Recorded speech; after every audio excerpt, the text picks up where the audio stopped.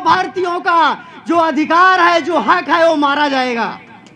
तालियां बजाइए साथियों, तालियां। कितनी बड़ी बात बता रहे हैं, इतिहास की बातें दोहरा रहे हैं साहब। अगर हम बाबा साहब की तस्वीर के सामने कुछ बयां करूं तो एक बहुत अदने से इंसान है, क्योंकि आप नॉलेज, आप सिंबल हैं।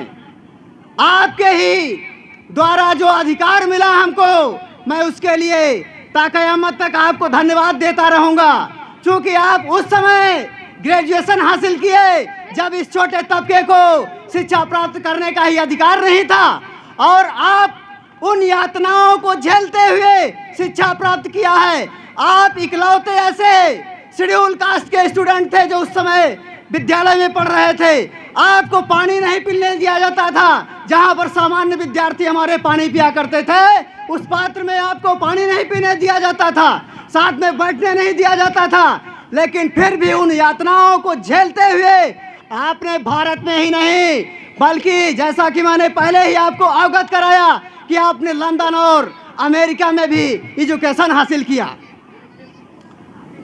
और इसी के साथ मैं आप सभी से बाबा साहब का इतिहास कोई बता ही नहीं सकता है, उनके कारनामों को कोई बता ही नहीं सकता है, लेकिन जो कुछ मुझे टूटी फूटी यादें उनकी याद हैं, मैं आप सबसे बयां कर दे रहा हूं।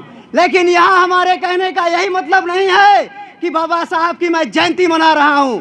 इस जयंती मनाने का परिप्रेक्ष्य क्या है, हमारा उद्देश्य क्या है इस जयंती मनाने का?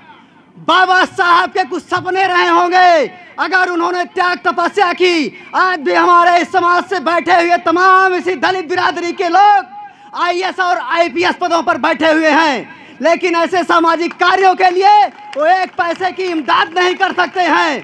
बाबा साहब उस समय आईएएस की नौकरी को रिजाइन कर दिए थे और अपना संपूर्ण जीवन इस समाज के लिए खपा दिया था।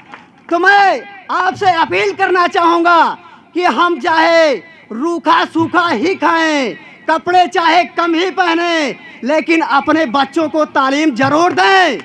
और इसी के साथ जो हमारी प्राचीन सामाजिक व्यवस्थाएं रही हैं, जिस अंधकार में हमें ढकेला गया, वो ढकोसले से हमें बाहर निकलना चाहिए। मैं आज इस मंच के माध्यम से सर्व समाज से अपील करना चाहूंगा, मैं किसी धर्म का विरोध नहीं कर रहा हूं। आपके घरों में रामायण भी होगी, गीता भी होगी, बाइबिल भी होगी, कुरान भी होगी, आप उसकी तिलावत करिए, इबादत करिए, मुझे कोई गुरेज नहीं है, लेकिन समझ बूझ कर पढ़िए। जो लिखा गया है उसी को मत पढ़िए, बल्कि उसका एनालिसिस करिए। और दूसरी अपील मैं आपसे करना चाहूंगा, इन धार्मिक ग्रंथों को पढ़ने से हमारा कल्याण होने वाला नहीं है। जो हमें इन धार्मिक ग्रंथों को पढ़ने के लिए प्रेरित करता है, उसके बच्चे क्या करते हैं? संविधान पढ़ते हैं। जो हमें इस बात के लिए प्रेरित करता है, धार्मिक ग्रंथों को पढ़ने के लिए, कि आप इसी पढ़िए, इसी कल्याण हो जाएगा, मैं उसका विरोध नहीं कर रहा हूं। धर्म हमें नैतिकता प्रदान करता है, आप धर्म का भी पालन करिए। लेकिन इस मंच के माध्यम से मैं अपील करना चाहूंगा कि आज से सभी लोग अपने घरों में एक छोटी सी संविधान की पुस्तक रखिए और उस संविधान की पुस्तक का अवलोकन करिए। इसके अलावा और बहुत सारे ऐसे वक्ता इस मंच पे आसीन हैं जो हमसे बहुत ही प्रबुद्ध हैं, और मैं तो बहुत ही देर से आया और बहुत सारी बातें आपको बताई गई होंगी। इसी के साथ मैं अपनी वाणी को विराम देना चाहूँगा।